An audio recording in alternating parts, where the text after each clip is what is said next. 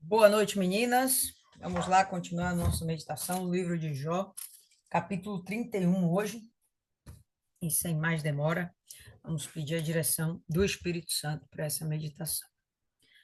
Senhor, querido Pai, Deus Todo-Poderoso, mais uma vez nos colocamos diante da Tua presença e pedimos, ó Deus, que o Senhor venha abençoar essa meditação, que o Senhor venha nos abençoar através da Tua palavra, que o Senhor venha nos enriquecer através do tesouro que é a palavra do Senhor. Que o Senhor venha nos acrescentar o que tem nos faltado, venha falar conosco aquilo que não temos compreendido com clareza.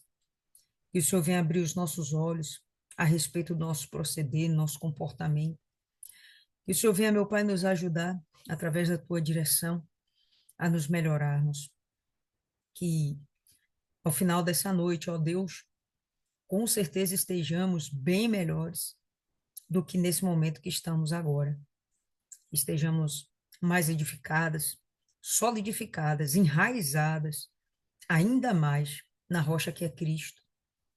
Que o Senhor venha desde já repreender todo o mal, nada possa nos roubar a concentração, nada possa nos roubar todo o nosso empenho em compreender o teu querer. E que em todos os sentidos, Deus, que possamos nos edificar umas às outras, através dos comentários, através dos insights, dos esclarecimentos que o Senhor vai nos dar pessoalmente, individualmente a cada uma de nós, que no momento em que compartilharmos as nossas experiências, que sejamos ainda mais enriquecidas. Entregamos esse momento em tuas santas mãos, na certeza de que o Senhor já está nos acompanhando, nos ouvindo e nos direcionando. Em nome do Pai, do Filho e do Espírito Santo. Amém. E graças a Deus. Então é isso aí, meninas. Jó, capítulo 31. A gente vai perceber que é Jó fazendo a sua última tentativa de se justificar perante os céus e perante os homens. Verso 1. Fiz uma aliança com os meus olhos. Como, pois, os fixaria numa virgem? Né? A ideia que ele quer transpassar aqui para a gente é justamente de que ele não vivia como um galanteador, ah, como um homem que não tinha o cuidado com a sua família, um homem que não era fiel, ele não tinha um comportamento profano de ficar de olho em outras moças. Quando ele fala até virgem, a gente pode pensar até em meninas bem jovens, crianças até. Estamos falando de uma cultura onde, tradicionalmente, essas pessoas, essas mulheres, elas se casavam ainda adolescentes, 12 anos, 13, 15 anos. Isso era um fato. Elas casavam bem novinhas. Então, a gente poderia dizer que Jó, ele não praticava esse ato e como se ele realmente tivesse esse compromisso, ele fez um pacto com os seus olhos, ele tinha um compromisso de não ser promíscuo, profano, pedófilo, que ele não queria de forma alguma, né, macular o casamento que ele tinha. Então, isso é uma das primeiras, um dos primeiros argumentos para ele dizer o quão justo ele é. Tá? Esse capítulo aqui são as últimas palavras de Jó, onde ele vai falar, relatar mais sobre a sua justiça, sobre o seu bom comportamento, sobre o seu caráter. Tá? E ele começa falando sobre isso. E, de fato, até os dias de hoje, e desde sempre, ah, talvez o maior, não vou dizer o maior, mas um dos pontos mais fracos do homem seja justamente a atração pelas mulheres, né? E o desejo de ter várias mulheres, de não se fidelizar a apenas uma mulher. Então, essa é uma das grandes tentações do homem, tá certo? E a gente vê aqui ele pontuando isso como se o fato dele ser fiel à sua esposa fosse algo realmente extraordinário e digno de ser computado como justiça. Fiz aliança com os meus olhos, como, pois, os fixaria numa virgem? Que porção teria eu do Deus lá de cima, ou que herança do Todo-Poderoso desde as alturas? Se eu fizesse isso, o que que eu conquistaria de Deus? O que que eu alcançaria de Deus? Qual a benevolência, né? O que eu colheria com Deus se eu tivesse um comportamento de ficar olhando para as mulheres, olhando para as meninas? E interessante que quando o homem daquela época olhava para uma virgem, em princípio, a intenção era o casamento. Ele está falando aqui de algo que não seria para casamento, seria mesmo para usar a mulher como um objeto de consumo, um objeto sexual. Esse é, isso é o que ele quer retratar, né? E ele entende que se ele fizesse esse tipo de coisa, se ele cometesse esse tipo de ato, ele estaria desagradando profundamente Deus. E era algo que ele não queria fazer. Vale a pena a gente pensar, pessoal, que a essa época ainda não existia a Bíblia, ok? Ainda não existia o Pentateuco, não existiam os escritos de Moisés. Não existia um código escrito no meio do povo de Deus dizendo que era ilícito ao homem ter mais de uma mulher. Não tinha nada. Então, isso era uma concepção generalizada entre os povos de que o homem casado não deveria se envolver com outras mulheres. E ainda que não fosse casado, o seu envolvimento com uma mulher deveria objetivar o casamento, não a promiscuidade. Então, era um conceito social que independia das escrituras, não que não dependesse da vontade de Deus, porque nós temos o entendimento de que a vontade de Deus era transmitida pelos antigos de geração a geração. Então, isso chegou ao entendimento de Jó, que a mulher, o objeto de desejo dele, deveria ser para um relacionamento firme, fixo, um casamento realmente. Porventura não é a perdição para o perverso, o desastre para os que praticam a iniquidade? Então, ele se envolver com muitas mulheres, ele entende essa iniquidade. E qual seria o benefício que eu ganharia de Deus? Nenhum. Pelo contrário, o que aconteceria era a perdição e o desastre. A destruição chegaria à porta de sua casa. Fato é, não tem nenhuma dificuldade de nós visualizarmos que um homem que se envolve com várias mulheres acaba tendo problemas para si e gerando problemas para as mulheres. E quando não acontece, de haver filhos envolvidos, que aí o mal é maior ainda.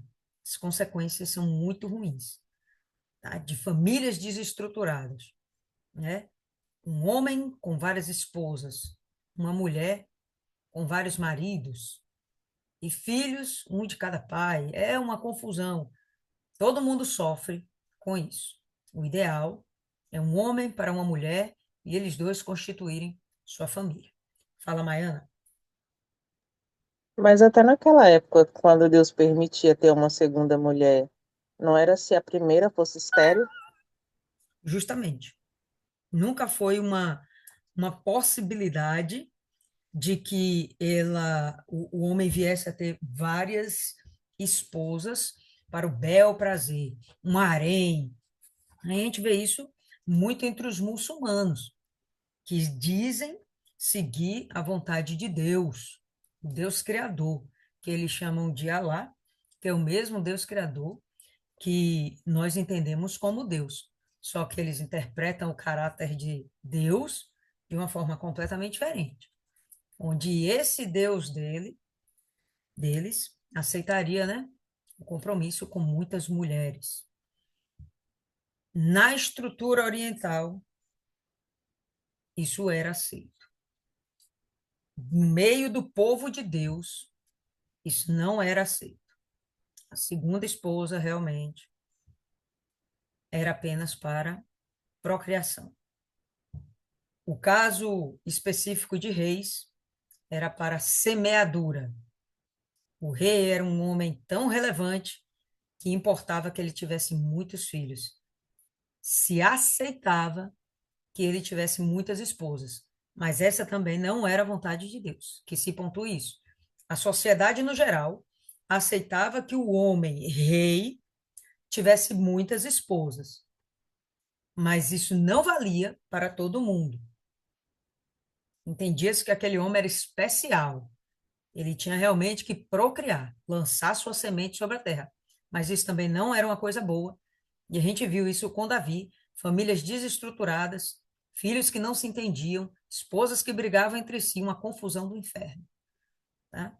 Então, não era o ideal. Ah, deixa eu ver aqui o que Isis falou.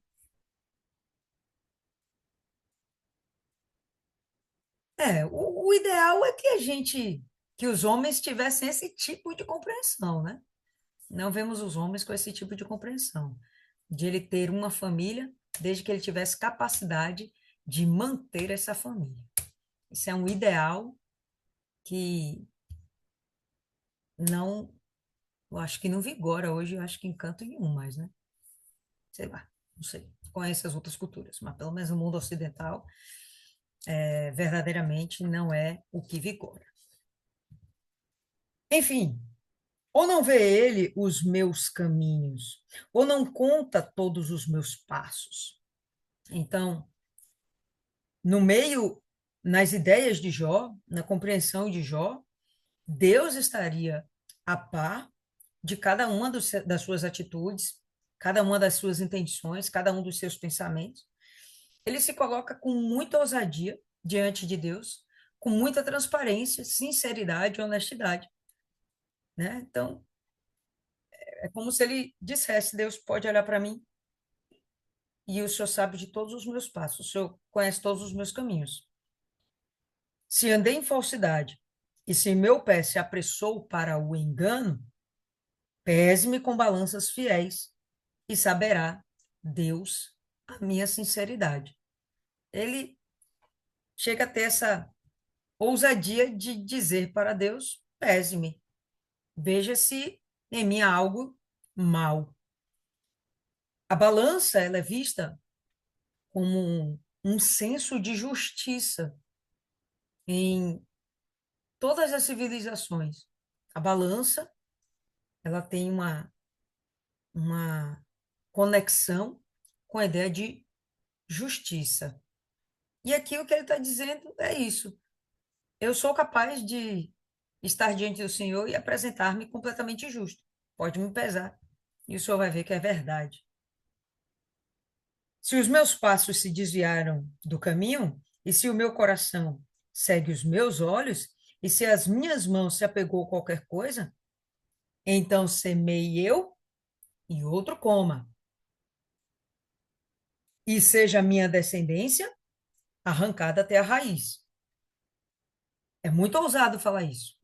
Que do meu trabalho, fruto do meu trabalho, outro venha usufruir, que eu venha trabalhar para os outros, como se ele fosse um escravo. E que a minha descendência seja arrancada pela raiz, que eu não tenha filhos, realmente que todos aqueles que descendem de mim sejam mortos. É a colocação em que ele se propõe o cara tem que estar muito cheio de si, muito convicto, vou dizer cheio de si, não, muito convicto de que ele está muito correto.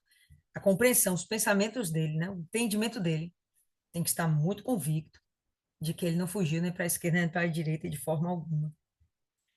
Se o meu coração se deixou seduzir por uma mulher, ou se eu armei traições à porta do meu próximo, mais uma vez ele tocando na ferida de uma das maiores tentações dos homens, a mulher.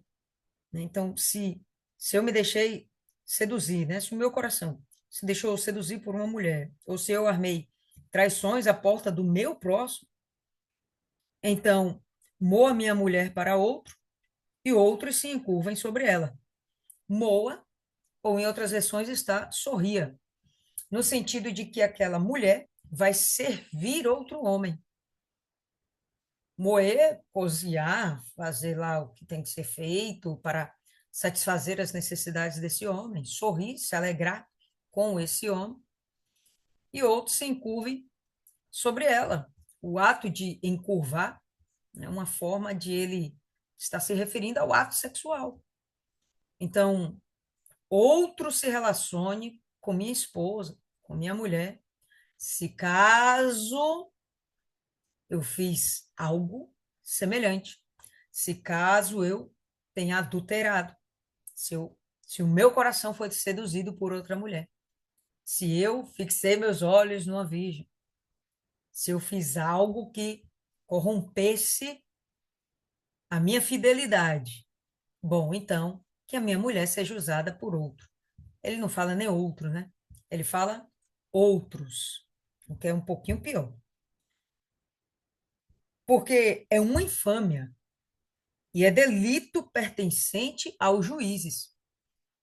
Algo desse tipo era passível de que outras pessoas julgassem. Não era algo de fórum íntimo, onde ele julgaria estou certo ou errado. Não, ele se coloca numa condição de que os outros me julguem.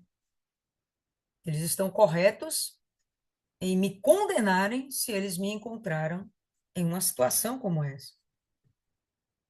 Porque é fogo que consome até a perdição e desarraigaria toda a minha renda.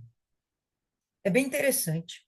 Se os homens lessem a Bíblia, veriam o tanto de exortações a respeito do homem ter várias mulheres. Mesmo que ele não tenha com todas filhos, mas só o fato de ter várias mulheres, para ele já é uma despesa a mais, ele está falando aqui da renda. Porque é verdade, no momento, no ato em que ele está com outra mulher, tem que despender mais dinheiro para conquistá-la. Uma vez conquistada, tem que bancá-la. E por aí vai. Então, se o cara for um pouquinho inteligente, até mesmo para o próprio crescimento material dele, ele focaria em apenas uma mulher, que seria, inclusive, sua parceira, que faria com que ele crescesse. Eles cresceriam juntos. Um monte de outras mulheres estariam ali para consumir o que seria dele, enquanto uma só mulher estaria ao lado dele para fazê-lo crescer juntamente com ela.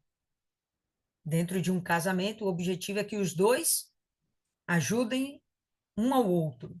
E assim o objetivo será o crescimento da família. Um lugar onde o homem tem interesse de se relacionar com um bando de mulheres para sua vaidade, para sua autoafirmação, né, satisfação da sua masculinidade, é uma estupidez absurda. A Bíblia está recheada de orientações, exortações, conselhos a respeito disso. Então, se os homens se dedicassem um pouquinho, não teríamos com certeza tantas famílias destruídas, tantas pessoas com problemas, né, no coração, com mágoas, ressentimentos, traumas, enfim. É fogo que consome.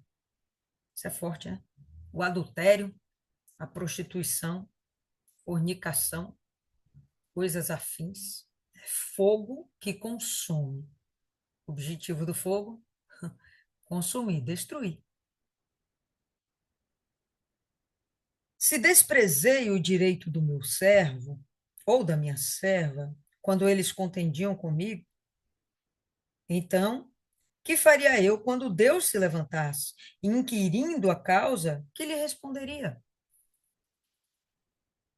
Pelo jeito, havia momentos onde o servo de Jó, os serva, se colocariam diante dele para pleitear alguma causa. Aumento de salário, pedacinho de terra, sei lá. Algo eles pleiteavam com Jó.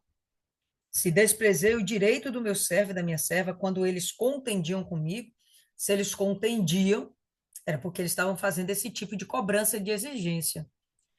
E o que Jó relata é que entendia que era um direito daqueles servos e que ele consentia em satisfazer a necessidade ou a exigência, cobrança desse servo. Então, ele era um patrão justo, fazia aquilo que deveria, ao passo que cobrava aquilo que esperava. Até os dias de hoje, as relações comerciais, os vínculos empregatícios também são da mesma forma, né? A gente paga um preço, em princípio, justo por um serviço que se espera correto. Que faria eu quando Deus se levantasse? O objetivo de Deus se levantar era para julgar a causa, né? Então, peraí, deixa eu ver o que está acontecendo aqui. E Jó, o que ele teria a dizer diante de Deus? Tem coisas que Jó parece fazer por causa do seu caráter, por pura bondade, né? A gente já viu isso em outros momentos. Mas tem coisa que ele parece fazer por puro temor. O que eu diria a Deus quando ele me perguntasse a respeito desse assunto? Não, eu falhei, não, eu roubei o meu servo, não, eu furtei, eu explorei. Ele tem essa preocupação. Aquele que me formou no ventre não fez também a ele, né? Da mesma forma que Deus me formou no ventre da minha mãe, formou o meu servo também no ventre da mãe dele. Mesmo Deus criou a nós. Como é que eu posso tirar o direito, corromper o direito daquele que é criação de Deus como eu? É uma consciência além do temor, uma consciência de que ele não pode lesar alguém que é como ele. Um respeito à vida, um respeito à criação de Deus. Eu achei isso aqui bem interessante. São comportamentos que exemplificam o temor de Jó a Deus, o temor a Deus. Isso mesmo, Isis. O cara desviava do mal. Ele procurava de tudo para não fazer aquilo que desagradaria a Deus. Aquele que me formou no ventre não o fez também a ele? Ou não nos formou do mesmo modo na madre, né? Na mãe deles? Se retive o que os pobres desejavam, ou fiz desfalecer os olhos da viúva, ou se sozinho comi o meu bocado e o órfão não comeu dele, porque desde a mocidade, a minha mocidade cresceu comigo como com o seu pai e fui o guia da viúva desde o ventre da minha mãe. Ele vai começar a dar alguns exemplos onde ele diz que ele não deixou faltar ao necessitado, em especial órfãos e viúvas. Quando o órfão pleiteava diante dele o alimento, ele não negou. Quando a viúva buscava ajuda, ele também estava lá. Então, para o órfão, tá aqui, sozinho comi meu bocado, né? O tanto de alimento, e o órfão não comeu dele, bom, do jeito que ele fala, não houve isso. Se o órfão chegou à minha porta, ele vai ser satisfeito, ele vai ser alimentado, assim como eu. O mesmo bocado que eu como, ele vai comer. Se hoje vai ser frango com macarrão, Então, esse órfão vai comer frango com macarrão. Eu não vou comer feijão com arroz e colocar o órfão para comer farinha com ovo. Não, ele vai comer a mesma coisa que eu. Jó tem esse cuidado de deixar claro que o que ele tinha, ele partilhava na mesma medida que ele percebia que era necessário para aqueles que eram realmente necessitados. Realmente necessitados. Por que eu estou dando ênfase nisso? Porque hoje vivemos num mundo onde não importa se você é realmente necessitado. Hoje, para você ser ajudado, você só precisa não fazer nada. Você não tem necessidade de ser um incapaz, de ser um doente que você realmente não tem como desenvolver um trabalho, um cara que não teve oportunidades. Não, você basta não querer fazer nada. E aí você tem acesso à Bolsa Família, aquelas coisas todas. Um ambiente comunista, não é só no Brasil. Isso a gente vê praticamente no mundo inteiro, dentro da Europa, nos Estados Unidos, todo lugar do mundo existem esses modelos assistencialistas. Eu não vou dizer ali pela região dos muçulmanos, eu acho que eles não são assim. Não tenho certeza, não sei, não vou nem me referir a eles. Mas esse modelo assistencialista ajuda para os necessitados. Jó está falando aqui que ele ajudava os necessitados realmente. O órfão não tinha um protetor, a viúva não tinha um protetor, não tinha quem os defendesse. Eles realmente precisavam de alguém que os acolhesse até o momento que eles conseguissem andar sozinhos ou pudessem estar sozinhos, vivendo por conta própria. Lembra da viúva que o profeta foi lá e fez multiplicar a farinha da panela, o azeite na botija? Aquelas viúvas não precisaram mais de ajuda dos outros, elas foram capazes de andar sozinhas. Deus as enriqueceu, ok? Mas a maioria das viúvas precisava, elas não tinham como trabalhar no campo, às vezes pela idade, às vezes porque tinha que ficar dentro de casa cuidando dos filhos. O órfão, às vezes, não tinha também a devida capacidade para desenvolver um trabalho que realmente tivesse capacidade de gerar recursos suficientes para eles, né? Para ele, para sua mãe, que seria a viúva. Então, era alguém que precisava mesmo de ajuda. Essa semana chegou uma cliente minha e comentando, falando sobre a minha assistente. Pô, Lília, você faz tratamento aí da sua assistente, né? Eu falei brincando, rapaz, não faço não, porque ela não paga. Esse negócio aí de fazer tratamento dos outros e não ganhar dinheiro, tá por fora. Aí ela chegou, mas como você é rica? Você pode fazer de graça. Eu falei, rapaz, primeiro eu não sou rica, eu trabalho. Inclusive, a minha assistente está vendo que eu não sou rica, eu sou trabalhadora, né? Mas ela também ganha dinheiro e não é pouca coisa, ela ganha um salário muito digno, diga-se de passagem. E ela tem condição de pagar o tratamento dela onde ela quiser, se ela quiser. Não sou eu que tenho que bancá-la. Por que essa ideia de que a pessoa tem um pouquinho mais, tem que sair bancando geral? Se for uma pessoa necessitada, já fiz isso algumas vezes, mas uma pessoa que não tem necessidade, não tem por que eu abraçar a causa de uma pessoa assim. Mas é o pensamento da gente generalizado. Isso está enraizado dentro da gente, viu, povo? Isso está enraizado. O pensamento de que a gente tem que ajudar aquele que não faz nada. Não tem porquê. Ajudar aquele que é menor do que eu. Não, não tem porquê. Cada um vai lutando aí para alcançar seu lugar ao sol, né? É por merecimento. E ela ainda quis usar a palavra de Deus para falar a respeito disso, que Jesus multiplicou o pão e o peixe. Eu falei, pois é, o meu Deus é o mesmo Deus dela. Se ela quiser a multiplicação do Deus e o peixe, ela vai fazer o mesmo sacrifício que eu perante a Deus. E ponto final. E cada um colhe o que planta. Eu não tenho que ficar abraçando as causas, enfrentando as guerras dos outros, só porque eu tenho alguma capacidade a mais, né? Então, quando Jó fala isso, ele está falando de pessoas realmente necessitadas. Você vê que o servo era um trabalhador diferente do órfão e da viúva. O servo, ele ia lá e contendia com Jó. Jó, olha, eu acho que eu mereço um aumento de salário. Eu acho que eu deveria receber mais espigas de trigo pelo meu trabalho.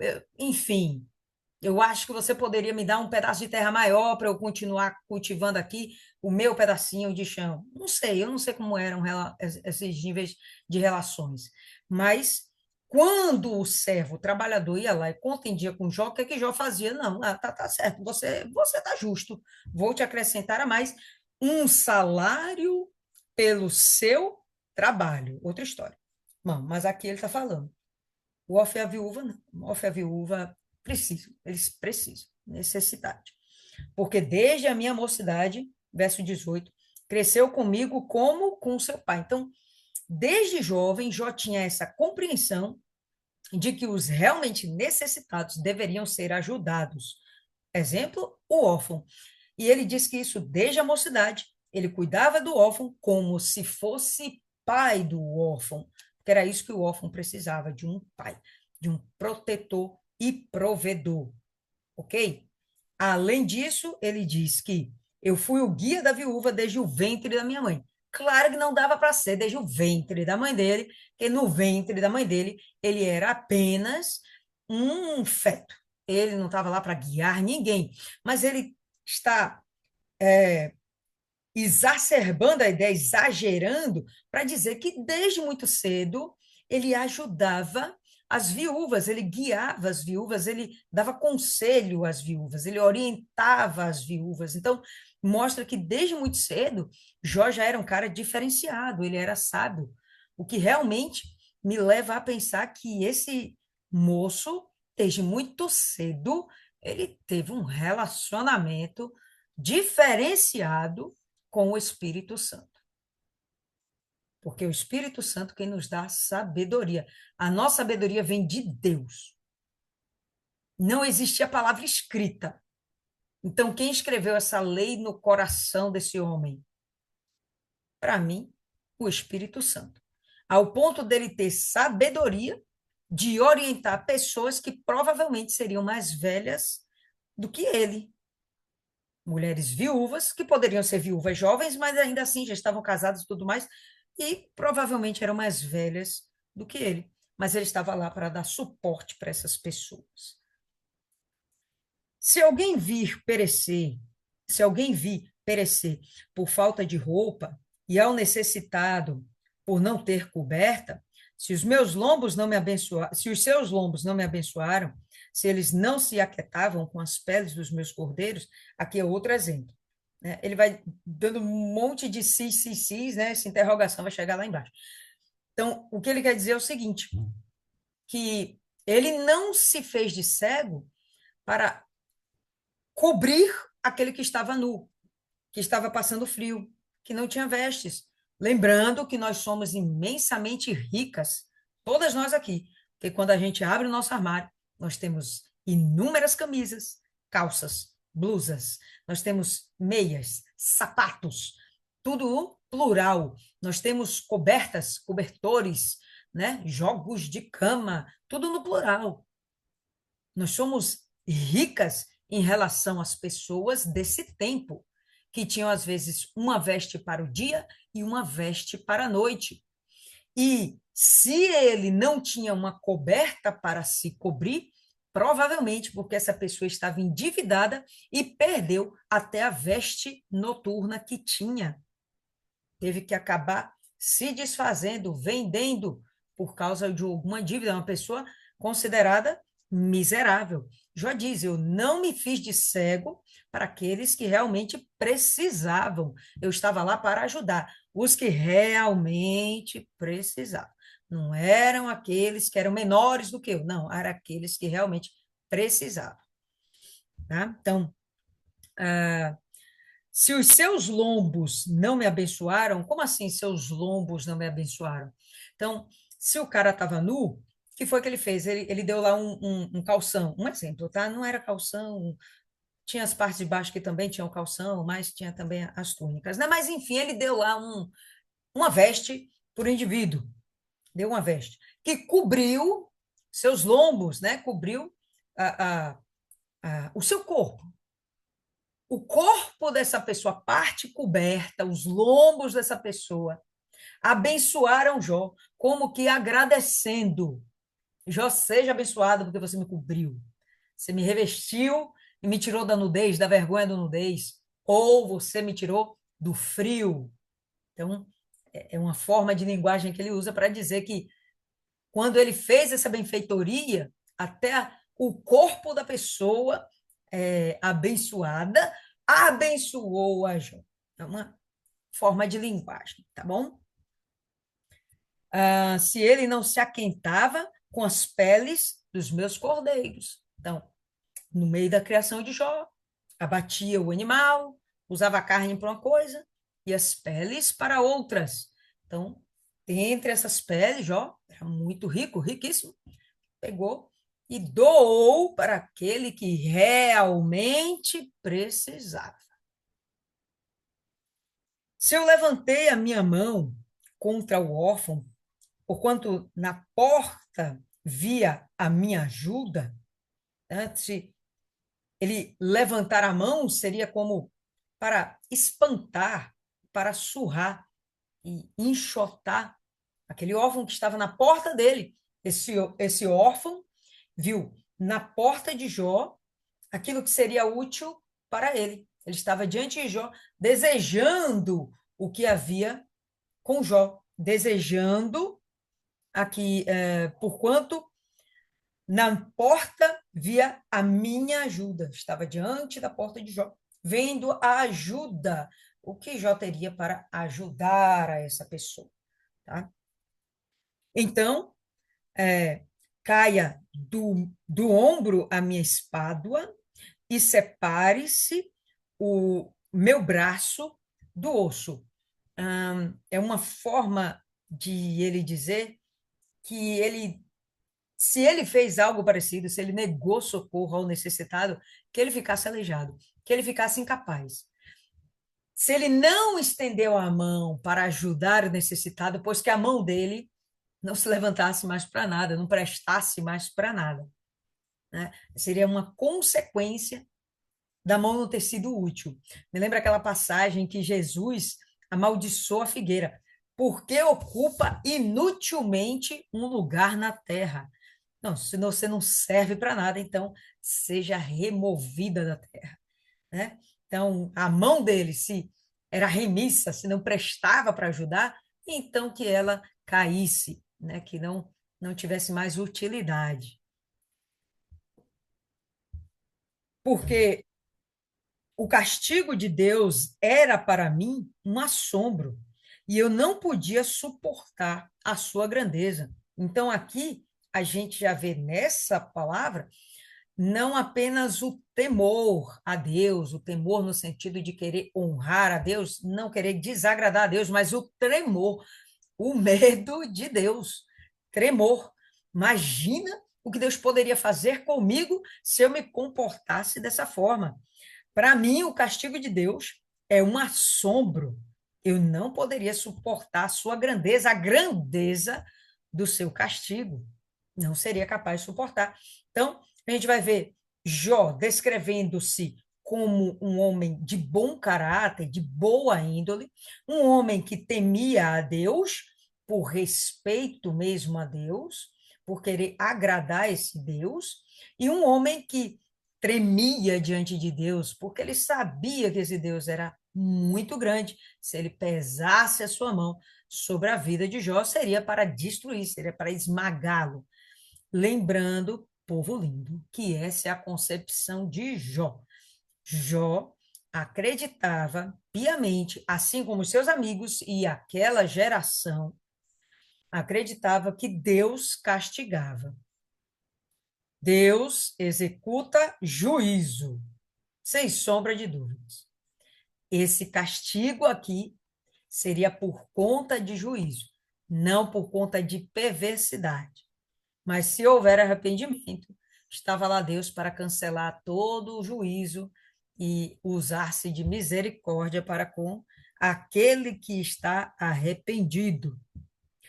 Se no ouro pus a minha esperança, ou disse ao ouro fino, tu és a minha confiança, Se me alegrei de que era muita a minha riqueza e de que a minha mão tinha alcançado muito.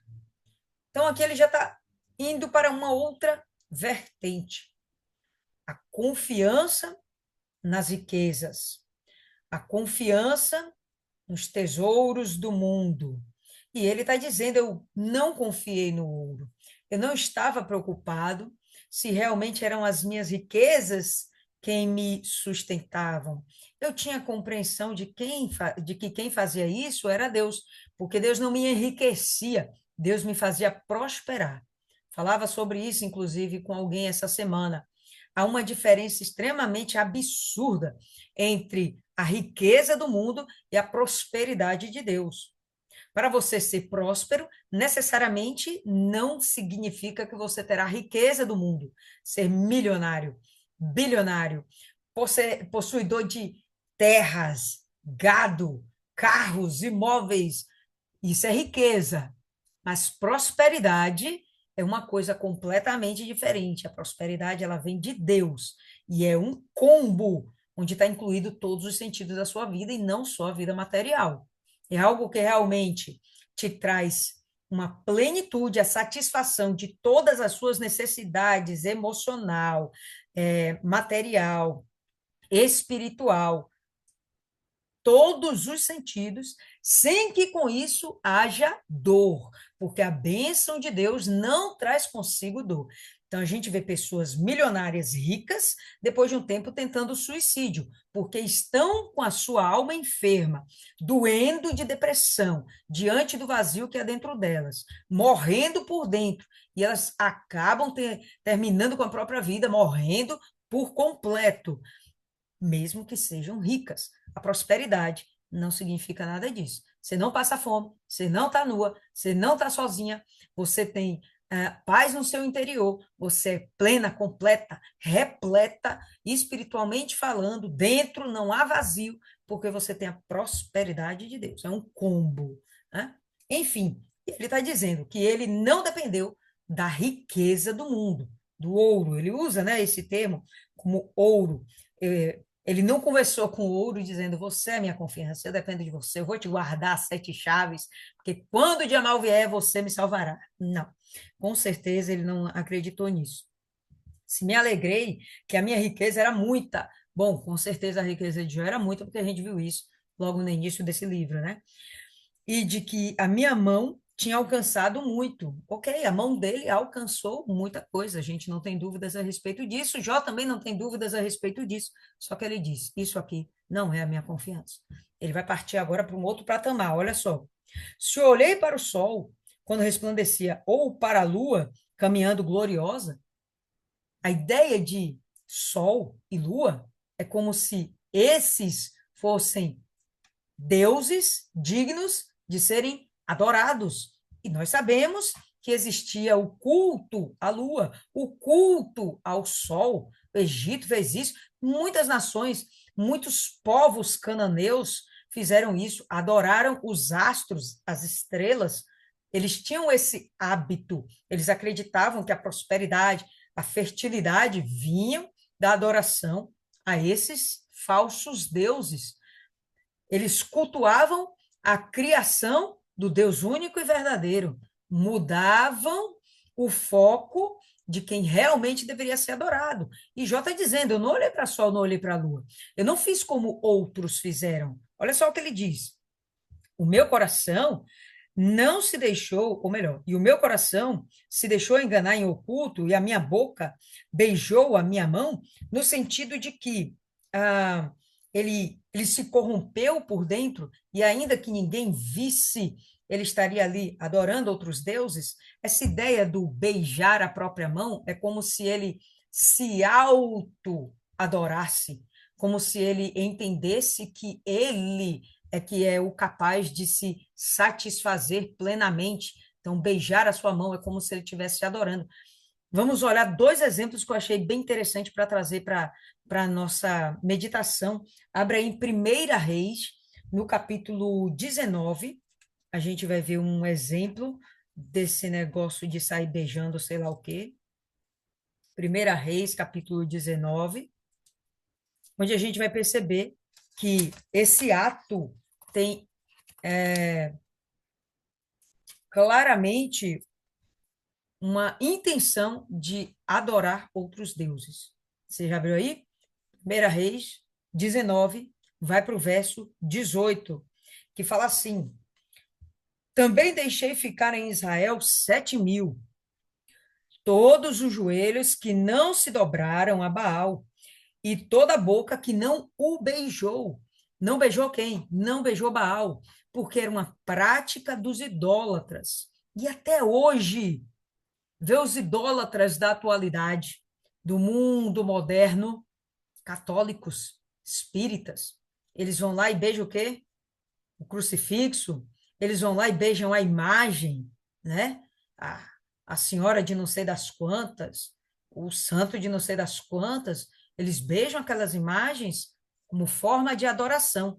E aqui Deus falando que ele conservou 7.000 que não se dobraram para Baal, não ficaram de joelhos, não adoraram a Baal, nem o beijaram, nem tiveram esse rito que fazia parte de uma adoração pagã. E vai aí em Oséias, aí já é depois de Jó, profetas menores, Oséias, logo depois aí de Jeremias, Ezequiel, vai. Depois de Daniel, primeiro dos profetas menores. Já abriu aí? Oséias, capítulo 13.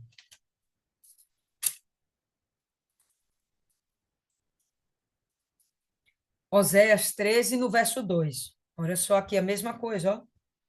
E agora multiplicaram pecados, e da sua prata fizeram imagem de fundição, ídolos, né?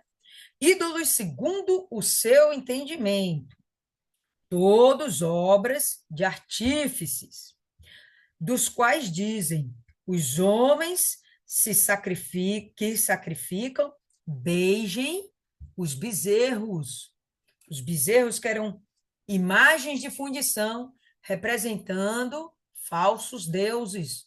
E aqui, mais uma vez, usando o beijo como uma forma de idolatria. Volta a Jó, e a gente vai ver Jó dizendo: minha boca não beijou a minha mão.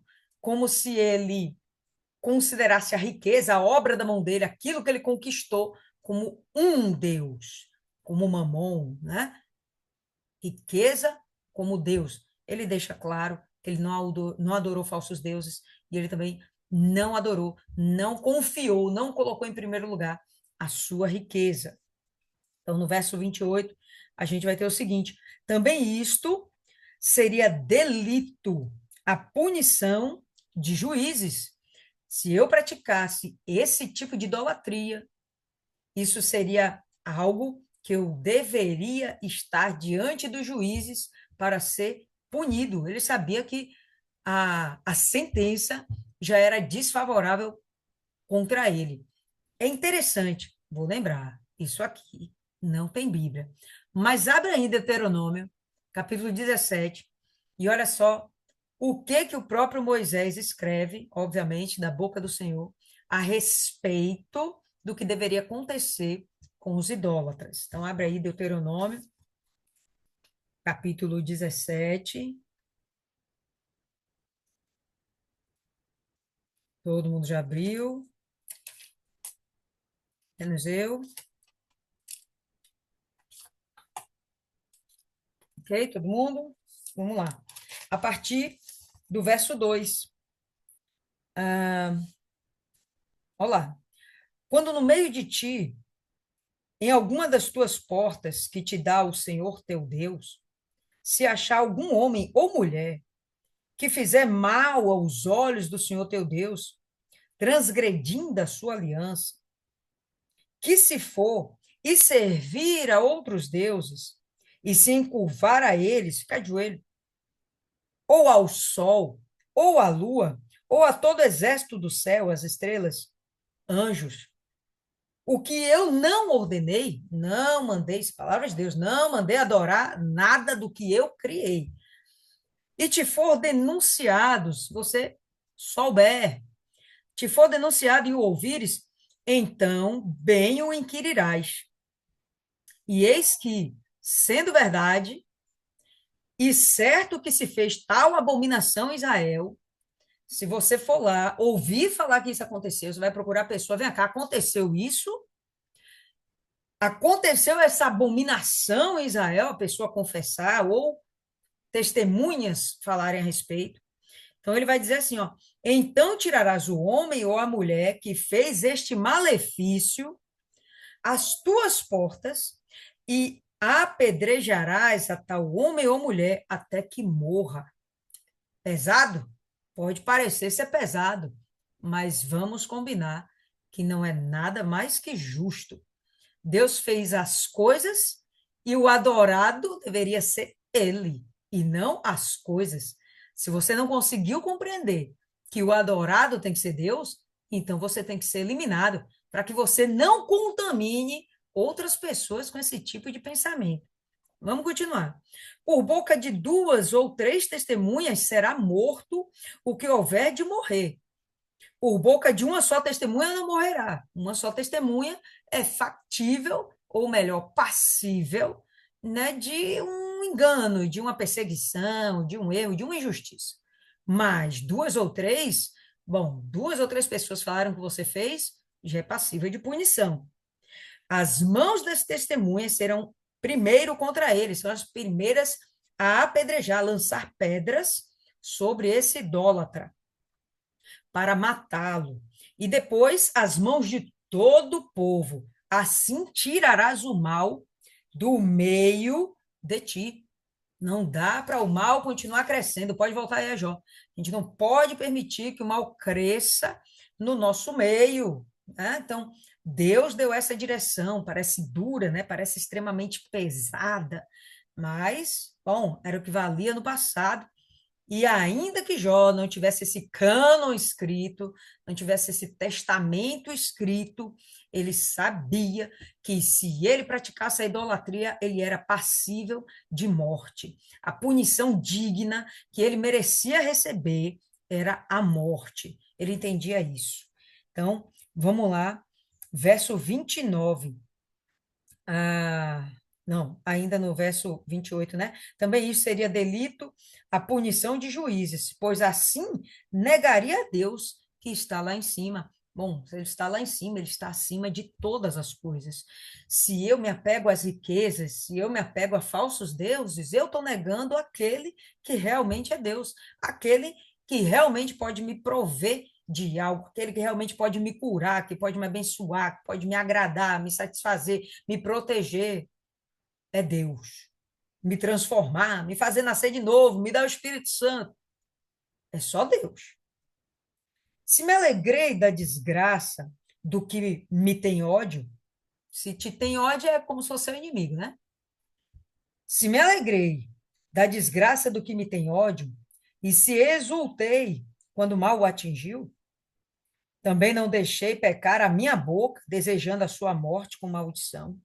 Então, ele está querendo dizer o seguinte, que ainda que ele tivesse inimigos, ele não se alegrou quando o dia mal abateu o seu inimigo, ou veio sobre o seu inimigo. Lembra que falamos sobre isso na última meditação. As pessoas escarneciam de Jó, ainda que elas estivessem numa condição igual ou talvez até pior que a de Jó. Elas se sentiam felizes, elas se riam, se alegravam de verem a miséria de Jó, a desgraça de Jó. Jó está dizendo aqui que ele praticava justamente o contrário. Ainda que ele visse a desgraça do inimigo dele, ele não se alegrava com isso. Ele não se satisfazia, não havia um contentamento interior pessoal pela falha, pelo desastre, né, pela queda do seu inimigo. Isso não satisfazia. Alguém que, inclusive, ele fala aqui, ó, não deixei pecar a minha boca desejando a sua morte com maldição. Às vezes a gente chega e fala, né? Às vezes até brincando, rapaz, tomara que morra. Quem não desejou a morte do nosso atual presidente? Deixa eu ficar calada, né? Para não pecar. Então, Jó não desejou, e justamente mostrando esse senso de justiça que havia dentro dele, esse temor que havia dentro dele. Por quê? Porque ele tinha compreensão que até mesmo esse malfeitor, esse inimigo, esse agressor, ainda assim, ele também vinha da parte de Deus. Foi o próprio Deus que criou também essa pessoa. Bom, não vou ficar feliz com a desgraça do meu inimigo. Se a gente da minha tenda não disse, quem nos dará da sua carne? Nunca nos fartaríamos dela. Então, a gente da minha tenda são as pessoas que se achegam, que estão sobre o tabernáculo, sob cuidado na casa de Jó, vamos dizer assim, né? Haviam pessoas que reconheciam que outras pessoas chegavam lá e diziam: Poxa, quem nos dera comer da sua carne. Eu não entendo que seja da carne de Jó. Eu vi alguns estudos falando que era como se desejassem destruir a Jó por inveja, algo assim. Eu não penso dessa forma. Não consigo enxergar dessa forma. O que eu penso é que essas pessoas desejavam comer da mesa de Jó. E, ao mesmo tempo, pensavam: Poxa, eu nunca vou conseguir comer da mesa de Jó, eu nunca me fartarei, ele nunca vai me dar. Então, houve quem dissesse isso, porém, é o que Jó diz: o estrangeiro não passava a noite na rua. Então, por mais que a pessoa chegasse e ela não tivesse onde ficar, e que fosse um desconhecido, se precisasse desse tipo de hospitalidade, Jó estava disposto a dar. Então, o estrangeiro não passava a noite na rua. As minhas portas abriam ao viandante, ao viajante, aquele que estava a pé no caminho seu destino e passava por lá e era de noite, não tinha onde ficar, ou até mesmo de dia, mas estava cansado, estava com fome, precisava de uma acolhida. Bom, Jó era tão generoso que essa pessoa chegava próximo à sua tenda, as pessoas que moravam junto com ele viam a necessidade desse estrangeiro, comunicavam a Jó, e Jó estava lá prontamente para satisfazer essas pessoas, né, para ser hospitaleiro. Se como Adão encobri minhas transgressões, Adão encobriu as transgressões? Cobriu. Como é que ele sabe que Adão encobriu as suas transgressões? Que Adão acusou a mulher, né? Então, como é que ele sabe disso?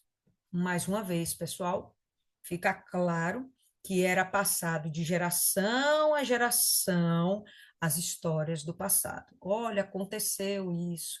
Ó, com seu avô aconteceu isso. Ei, vem cá, menino, deixa eu te falar. Com seu bisavô aconteceu isso. Meu filho, vem cá. Olha, com seu tataravô aconteceu isso. E ia passando as mensagens, os ensinamentos de geração a geração. Não eram lendas, era realmente as histórias daquele povo, as histórias da sua genealogia, dos seus antepassados. Isso estava vivo na cabeça dele. Adão já tinha morrido há pelo menos 2.000 anos, mas a história de Adão estava viva, como se tivesse acontecido ontem.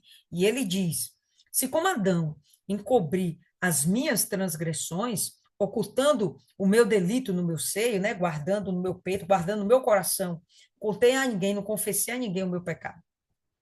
Porque eu temia a grande multidão, eu temia, né, que as pessoas me acusassem, me condenassem, me matassem, e o desprezo das famílias me apavorava, e eu me calei e eu não saí à porta.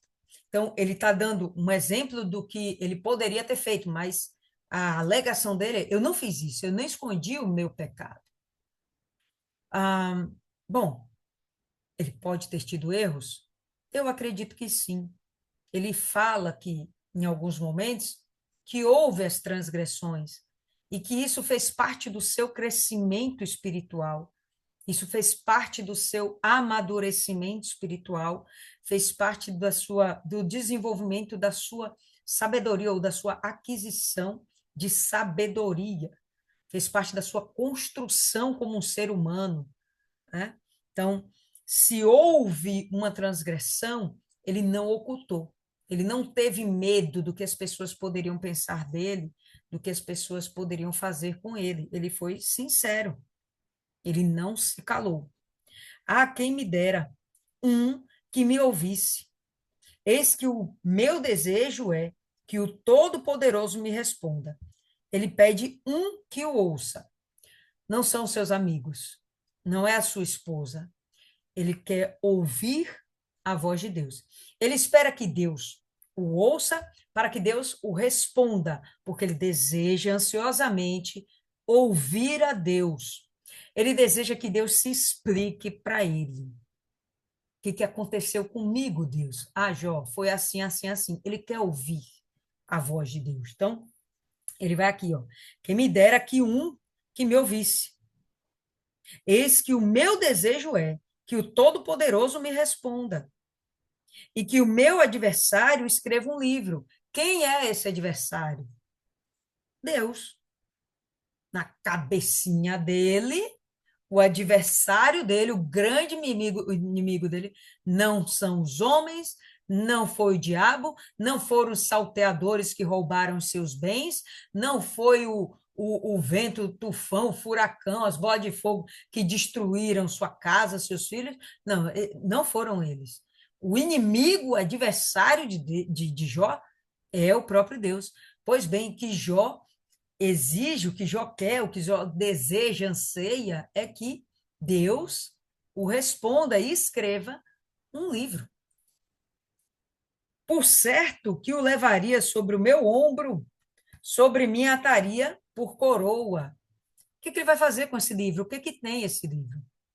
É o livro que justifica Jó. Jó é um servo bom, íntegro e fiel. Eu vou pegar esse livro, eu vou colocar ele, ó, todo mundo vai ver. Eu vou usar esse livro como se fosse um troféu. Deus me justificou. Vou levar isso para todo mundo ver, né? Eu quero que todos vejam que Deus viu que eu sou um homem sem pecado, que eu sou um homem íntegro, que eu sou um homem que se desvia do mal. Eu quero que todos saibam e quero que seja de próprio punho de Deus, aqui, ó, testamento, aqui a minha sentença, né, dada pelo juiz altíssimo. O número dos meus passos lhe mostraria. Como um príncipe me chegaria a ele. Qual a ideia de um príncipe?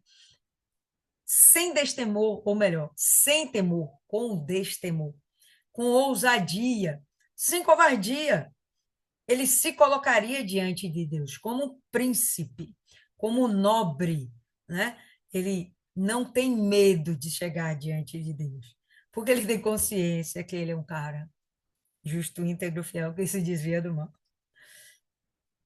Se a minha terra reclamar contra mim, e se os seus sulcos juntamente chorarem, se comi os seus frutos sem dinheiro, né? Se ele roubou, se sufoquei a alma de seus donos, por trigo me reproduza cardos, que ainda me seja por maldição, ainda isso. Se eu de alguma forma lesei, furtei, roubei alguém, da ideia de que existiam pessoas que tinham terras que eram tipo arrendadas, né? Arrendadas para essas pessoas, e Jó extraía dessas terras um produto, nada ilícito, desde que com justo pagamento. E aqui ele está dizendo: se eu fiz isso sem dinheiro algum, a ele que venha sobre mim uma devida punição. Qual seria essa punição? O trigo me reproduza cardos, que é uma planta que não tem nenhuma utilidade, e por cevada, joio, que é outra planta que não tem nenhuma utilidade. Acabaram-se as palavras de Jó. Jó não tinha mais o que argumentar para dizer que ele era um cara íntegro, justo, fiel, reto, perfeito, desviava do mal, e enfim. Aqui ele finaliza toda a sua argumentação a respeito de si mesmo. O que a gente vai ver daqui para frente é algo um pouco mais inovador, tá bom?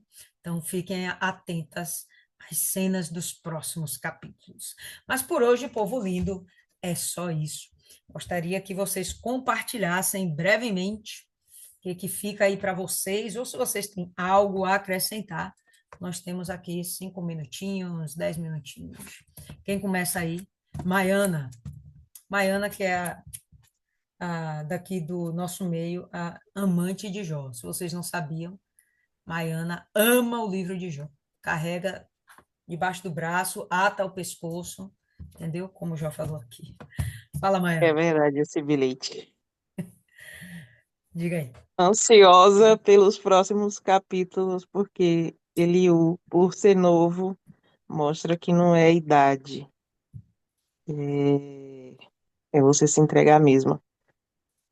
Jó, ele mostra que ele está consciente de quem ele é diante de Deus. Não tem nem muito o que falar. Ele sabe do que faz por amor e do que faz também por temor, por respeito. E na cabeça dele, ele está certo. Ele não pecou, como o próprio Deus disse. Ele se desviava do mal, ele fazia tudo isso. Embora que de uma maneira meio que equivocada. Quando ele se equivoca quando ele coloca a culpa em Deus. Mas na cabeça dele, ele não tinha rabo preso com o diabo. Então, de alguma maneira, Deus estava castigando e ele estava querendo se defender. Eu acho que, na verdade, ele não queria nem, ele só queria uma explicação. É tipo assim, eu não sei o que está acontecendo, eu só quero saber o porquê. Não precisa de muita coisa, porque antes era isso que a gente fazia. É como você levar uma surra da sua mãe sem saber o que você aprontou. Mas no fundo você sabe que se você está apanhando é porque você mereceu. Ele sabe que no fundo tinha um propósito. Ele só queria saber o porquê, que é o que não cabe. É como se nós quiséssemos pedir satisfação a Deus e Deus não deve.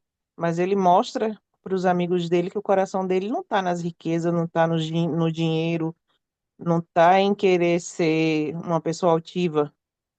Ele ele estava querendo mesmo era a justiça. E eu acho que nem tanto só por Deus, mas por todas as acusações que os amigos fizeram a ele injustamente. Porque mesmo na época que ele podia ter várias mulheres, ele escolheu continuar com a mulher dele. Ele sofreu, ele padeceu, a mulher disse o que disse, mas ele não abandonou a mulher, ele foi fiel aos princípios dele. Ele tinha o temor de Deus e ele se manteve fiel a isso até o fim. E é o que cabe a gente, porque às vezes a gente vê hoje pessoas que saem da fé porque um obreiro não falou com ele, porque um pastor olhou torto. Gente, pelo amor de Deus, é tempo sobrando, né? Porque algumas coisas eu paro, olho e falo bem assim: sorte de vocês que Jesus me libertou, viu? Porque se fosse em outras épocas, com a minha linguinha de chibata afiada, aí eu olho e falo: não, a sorte é minha. Eu fui contemplada porque eu fui moldada. E Jó ele fazia o bem porque era algo que estava dentro dele, é algo da pessoa. E algumas pessoas reconheciam isso, retribui no trabalho hoje. é, Hoje não, outro dia. Hoje também. Hoje teve uma situação lá da médica não atender para querer atender, passou o paciente. E todo mundo com medo, eu falei, eu vou lá com minha carinha de pau, porque eu não aguento ver um problema que eu quero pegar para mim. Aí ela ficou falando, não vou, não sei o quê. Então tá bom, doutora. Desculpa, viu? Tchau. E ela, não, esse eu vou atender e tal. Aí a outra menina, mas você foi lá mesmo? Eu falei, fui. Agora quem vai ouvir é a coordenadora, ela que lute. E uma outra senhora, que outro dia chegou lá, que estava tá com a requisição, mas muito tempo para já na fila de espera, né? Aí eu falei com ela para procurar ir lá voltar na regulação, procurar tal pessoa e tal, assistente social e tudo. E ela voltou depois. Aí eu saí, que eu gosto de dar os meus perdidos. Encontrei ela lá fora, eu falei com ela, e aí, você foi lá? Ela, não, eu vou lá mais tarde, depois do almoço e tal.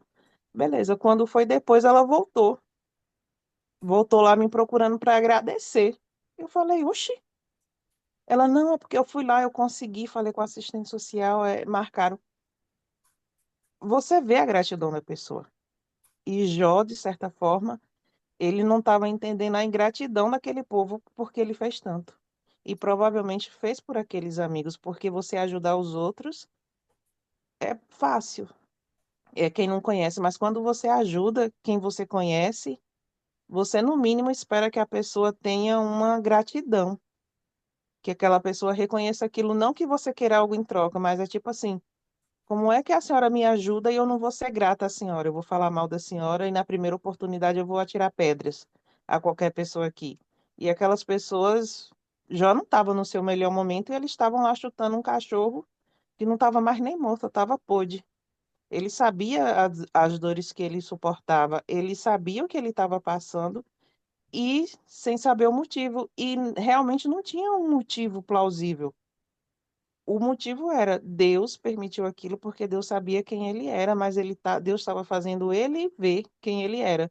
E ele ouvir tudo aquilo dos amigos para chegar o momento dele mesmo se reconhecer e saber quem ele era diante de Deus e se posicionar diante dos amigos, porque quando ele começou a falar essas coisas, ele começou a não aceitar. Ele ouviu tanta injustiça que eles falaram, não, que ele falou, não, peraí, eu faço isso, eu faço aquilo, não tem motivo para você estar falando isso. Ele entendeu que ele não precisava dos amigos ou como é que fala? Autovalorização dos outros. Ele tinha consciência, ele tomou uma consciência de si. Não, vocês não vão dizer isso tudo de mim, não porque eu sou melhor do que vocês, mas porque eu não faço essas coisas. Eu não sou isso que você está dizendo e eu tenho consciência disso. Ele passou a se ver com os olhos de Deus, ainda que estivesse cometendo os equívocos. E é muitas vezes nisso que a gente erra, porque as pessoas falam que a gente é isso, que a gente é aquilo, e a gente passa a se ver com os olhos do outro e não com os olhos de Deus, porque aos olhos de Deus, a gente é outra pessoa completamente diferente do que a má fama que nos precede ou que nos antecede. Perfeito. Dona Ana,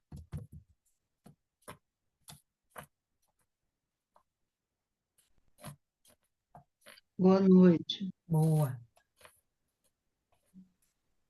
Para mim, Jó, ele se desviava do mal, né? Do mal, do pecado. Ele sabia que a visão é o caminho para os maus olhos. Por ele temer a Deus e saber que os olhos de Deus vê tudo. Ele fugia do pecado, fugia da injustiça, fugia de tudo, né? Mas tinha sim, ele temia, mas ele continuava assim, atribuindo todo o sofrimento dele a Deus, que era Deus que estava castigando ele por ele ter feito alguma coisa errada, mas ele sabia que ele se desviava de tudo e que ele não tinha errado. Mas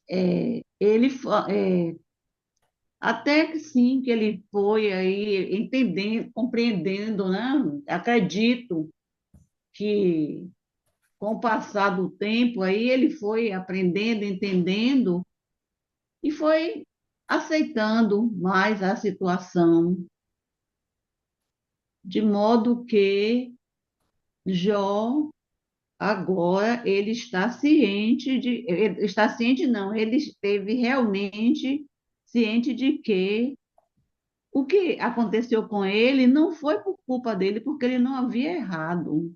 Ele não havia errado, ele estava sempre se desviando, até ele se preocupava em não olhar para as mulheres, justamente para não pecar, não contaminar o coração, porque viu com os olhos, vai para a mente, e ali já sabe, né? Então ele evitava tudo isso. E acredito sim que ele reconheceu que ele não havia cometido nenhum erro e nenhum pecado. Que tudo isso que estava acontecendo era Deus castigando ele por algo, mas que ele não sabia o que era. Eu acredito nisso. Ok, dona Ana. Dona Rosa, se a senhora tiver algo a acrescentar, fica à vontade. Caso contrário, faz aí a oração de encerramento.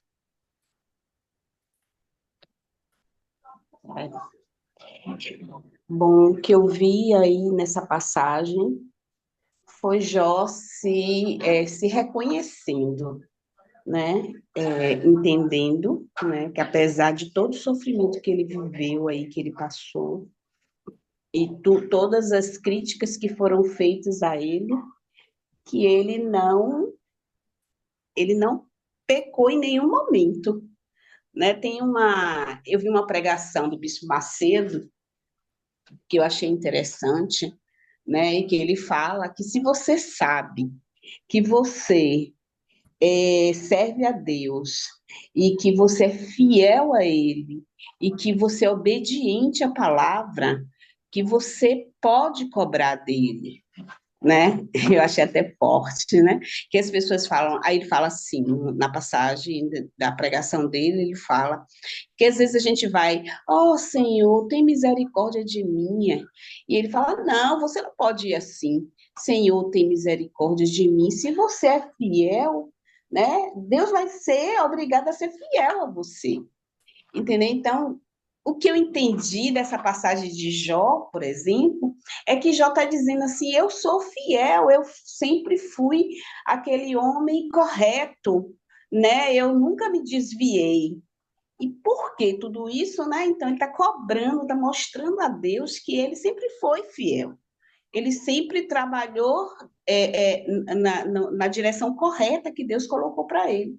Então, ele está mostrando, né, e entendendo que ele sempre foi um homem correto, né? Ele não entende porque ele está vivendo tudo isso, mas é confuso também por tudo que Jó passou, né? Porque tem muitas críticas a respeito de Jó, mas a gente não imagina o que vai na cabeça dele naqueles momentos mais horripilantes, né? Que ele viveu, das dores, das perdas, de tudo, das críticas, do apontamento de dedo, das ingratidões. É uma enxurrada de coisas na cabeça de um homem, né? E sabendo aquele homem, sabendo que ele sempre foi correto em tudo que ele fez, e ele sempre foi aquele homem que sempre ajudou o seu próximo. Aí eu li aquela reportagem que Dona Lília colocou, né? A respeito de que as pessoas ficam felizes com a desgraça do outro, né? E a gente vê isso mesmo no nosso dia a dia, né? Que quantas vezes a gente ajuda aquela pessoa e aquela pessoa que você ajudou, ela se volta contra você em um determinado momento.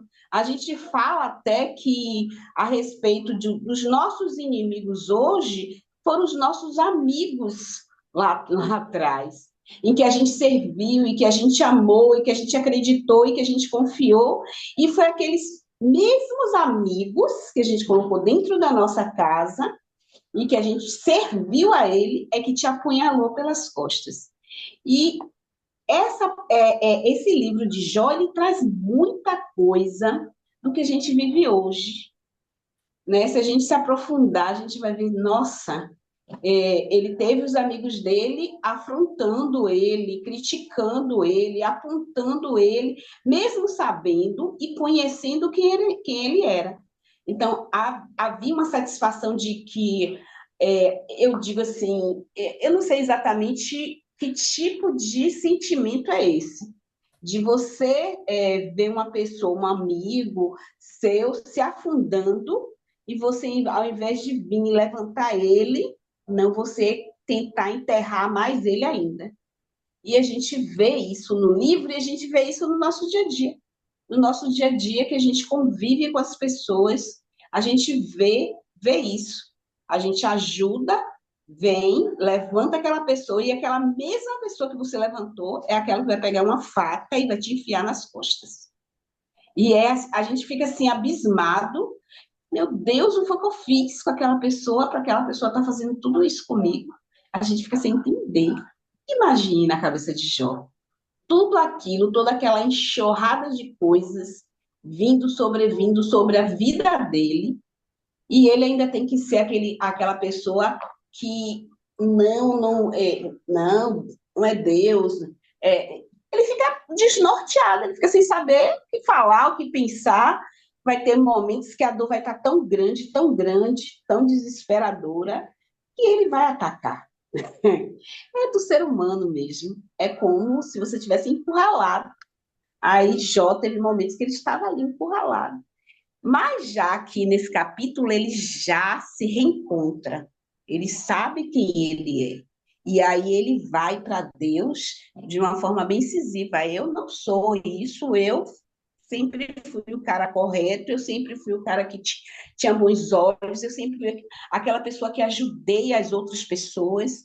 E isso, por isso que me fez lembrar da pregação do Bispo Macedo a respeito de que se você é fiel a Deus em todos os teus passos, nos mandamentos, nas palavras, no seu falar, no seu ver, no seu agir, você pode cobrar dele, porque ele vai ser fiel. E às vezes ele espera isso de você, que haja essa cobrança, não aquela pessoa que fica ali o tempo todo pedindo misericórdia, misericórdia, misericórdia. Vai ter momento que você vai ter que se levantar e dizer, não, eu não aceito isso aqui não.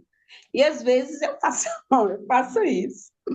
Eu faço um sopão aqui a cada 15 dias, dia de quinta-feira. Aí, interessante é que, às vezes, quando eu olho na quarta-feira, eu pego doação, né, das meninas e de outras pessoas. Aí eu olho assim, não tem quase verdura nenhuma. Aí eu disse assim, gente, só tem chuchu hoje. Ah, meu Deus, ó, eu não quero nem saber. Essa obra é sua, eu não vou me preocupar, não quero saber. O senhor deu o seu jeito aí, viu? Porque eu não tenho jeito para dar. Fecha minha boca, daqui a pouco começa. Bater na minha porta, Dona Rosa, aí vai chegando, vai chegando. Quando eu olho, minha mesa está cheia de verdura. Eu disse, nossa, olha a Deus trabalhando. Entendeu? Então, eu acredito que tem momentos da nossa vida que a gente precisa cobrar mesmo de Deus, ó. Eu fiz, eu faço correto, é difícil para mim, mas eu vou lá no seu caminho, faço como o senhor manda, e eu quero resposta.